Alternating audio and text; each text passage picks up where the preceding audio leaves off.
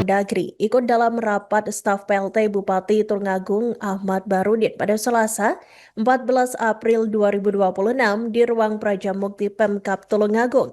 Menteri Dalam Negeri mengutus Direktur Fasilitas Kelembagaan dan Kepegawaian Perangkat Daerah Ditjen Otda, Efri Meiriza. Kedatangan utusan Menteri Dalam Negeri ini untuk memulihkan situasi setelah operasi tangkap tangan atau OTT Komisi Pemberantasan Korupsi terhadap Bupati Garut Gatut Sunu Wibowo. Dan untuk informasi selengkapnya, Tribuners kami telah terhubung dengan rekan David Yohanes, jurnalis dari Harian Surya, untuk melengkapi informasi Anda. Selamat siang, rekan David. Silakan dengan laporan selengkapnya. Ya, terima kasih Iraka. Jadi benar, Efri Merisa ini adalah utusan dari Menteri Dalam Negeri. Beliau adalah Direktur Fasilitasi Kelembagaan dan Kepegawaian Perangkat Daerah di Ditjen Otonomi Daerah. Beliau kemarin datang mengikuti rapat staf yang dipimpin oleh PLT Bupati Tulungagung Ahmad Bahrudin pada hari Selasa 14 April kemarin. Jadi kedatangan Efri Merisa ini untuk pertama memastikan jalannya pemerintahan di Kabupaten Tulungagung ini berjalan seperti biasanya pasca OTT KPK yang menyangkut Bupati Tulungagung Gatut Sunu Wibowo yang saat ini sudah ditetapkan sebagai tersangka dan ditahan di KPK. Kemudian Efri Merisa juga ingin memastikan bahwa pelayanan publik ini tidak terganggu karena pucuk pimpinannya Bupati Tulungagung tertangkap oleh KPK, dan Efri Merisa juga melakukan mitigasi risiko terkait kejadian OTT KPK, karena OTT KPK ini adalah yang kedua kali di Kabupaten Tulungagung. Tahun 2018 KPK pernah melakukan OTT juga di Kabupaten Tulungagung dan juga melibatkan bupatinya, sehingga diharapkan dengan mitigasi risiko ini tidak lagi terulang kasus yang sama. Dan yang paling penting adalah utusan dari Kementerian Dalam Negeri ini untuk memotivasi para ASN di Kabupaten Tulungagung, karena bagaimanapun OTT ini memukul mental para ASN di Kabupaten Tulungagung. Diharapkan mereka tidak lagi takut karena kejadian OTT ini, sehingga tetap bisa mengabdi, mengeluarkan inovasinya untuk pelayanan publik di Kabupaten Tulungagung. Dan Efri Merisa juga meminta seluruh pejabat pimpinan OPD di Kabupaten Tulungagung untuk mendukung PLT Bupati, karena PLT Bupati ini harus melaksanakan tugas yang harus diemban secara mendadak setelah bupatinya itu ketangkap oleh KPK. Dan Efri Merisa juga menyebutkan bahwa pengisian jabatan kepala OPD ini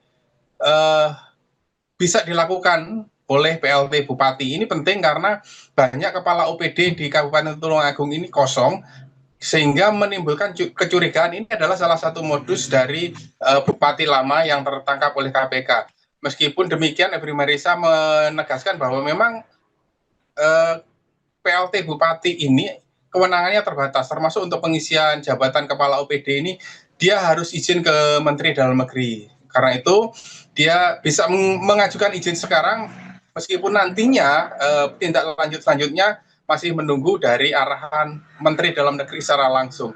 Sementara PLT Bupati Tulungagung Ahmad Bahrudin menyatakan bahwa dia memang mengemban tugas yang berat karena selama ini tidak dilibatkan dalam proses perencanaan maupun penganggaran. Secara umum Ahmad Bahrudin juga mengaku tidak tahu postur anggarannya, sehingga yang dia lakukan adalah mengumpulkan para kepala OPD, kemudian menyatukan tekad dan meneruskan visi misi bupati yang terganggu karena OTT KPK ini. Dan Ahmad Bahrudin menyatakan untuk sementara waktu tidak bisa berkantor di Pendopo Kongasarum Kusumaningpongso. Jadi Pendopo ini adalah kantor yang biasa dipakai untuk kerja bupati, meskipun bupati sebenarnya punya ruang kerja di kantor Pemkab Tulungagung di Jalan Ayani Timur.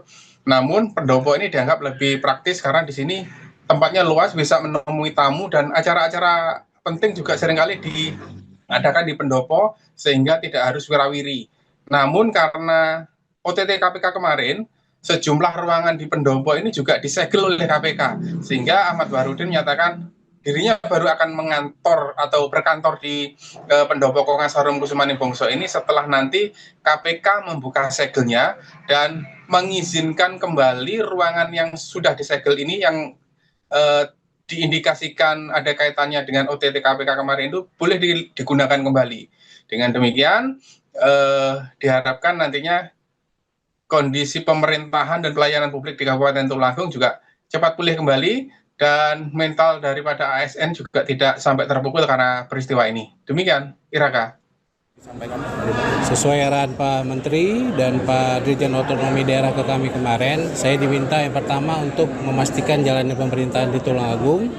Yang kedua, saya diminta untuk memastikan pelayanan publik tetap berjalan. Yang ketiga, saya diminta untuk menyampaikan mitigasi supaya kejadian yang kemarin itu tidak terjadi lagi. Yang terakhir mungkin memotivasi ASN yang ada di Tulungagung. Jadi empat hal tersebut yang menjadi arahan Pak Menteri dan juga Pak Dirjen Oda supaya bisa dikonsolidasikan dengan PLT Bupati. Pak, Tulungagung 2 kali kena OTT, jadi atensi nggak Kemendagri? Bukan hanya Tulungagung, semua OTT yang terjadi selama ini menjadi atensi Bapak Menteri Dalam Negeri dan itu menjadi pencermatan di kami supaya kejadian seperti ini tidak terulang. Tapi Kemendagri sudah berusaha supaya kejadian ini tidak terjadi. Tapi walau kita nggak bisa memastikan apakah kejadian ini bisa terjadi lagi atau berhenti sama sekali. Itu tergantung dari pribadi kepala daerah masing-masing. Evaluasinya seperti apa, Pak, yang bisa dilakukan? Selama ini proses evaluasi tetap kami lakukan.